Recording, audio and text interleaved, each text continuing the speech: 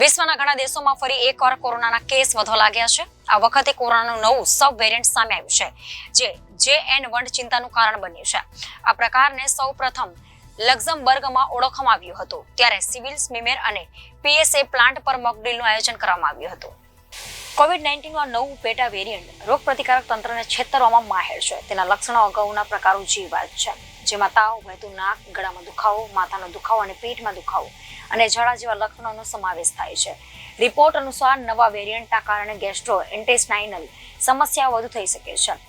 તે જ સમયે રોગ નિયંત્રણ અને નિવારણ કેન્દ્રોએ સૂચવ્યું છે કે JN1 અન્ય પ્રકારો કરતાં વધુ ઘાતક છે. તે દર્શાવવા માટે કોઈ પુરાવા નથી. એવું પણ કહેવામાં આવે છે કે જો આ વેરિયન્ટ રોગ પ્રતિકારક શક્તિને છેતરવામાં સક્ષમ છે તો, પરંતુ આના કારણે વધુ ગંભીર બીમારી અથવા હોસ્પિટલમાં દાખલ થવાના કેસમાં વધારો થવાની શક્યતા ઘણી ઓછી છે.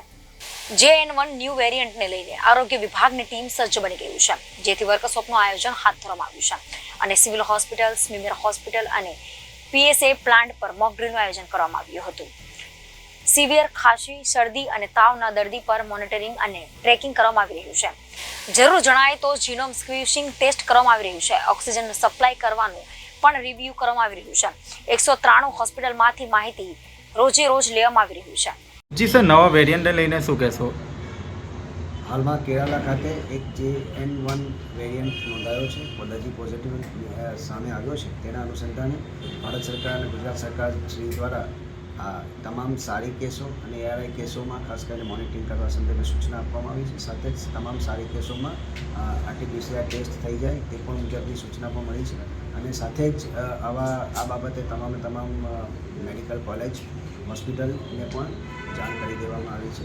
જો RT-PCRમાં કોવિડ દર્દી પોઝિટિવ જણાય તો તેવા સંજોગોમાં જીનોમ સિક્વન્સિંગ માટે પણ સેમ્પલ મોકલવા સંદર્ભેની કામગીરી હાથ ધરવામાં આવશે. સાથે જ તમામ મેડિકલ અને પેરામેડિકલ સ્ટાફના ઓરિએન્ટેશન ટ્રેનિંગની વર્કશોપનું આયોજન પણ સુરત કોર્પોરેશન દ્વારા આગામી 2 દિવસમાં કરવામાં આવ્યું છે, જેમાં તમામ મેડિકલ અને પેરામેડિકલ સ્ટાફને ટ્રેનિંગ આપી આગામી દિવસોમાં કોઈ પરિસ્થિતિ ઉપસ્થિત થાય તો તે સંદર્ભેની તમામ તકેદારી રાખવા માટે સુરત મહાનગરપાલિકા સજ્જ છે.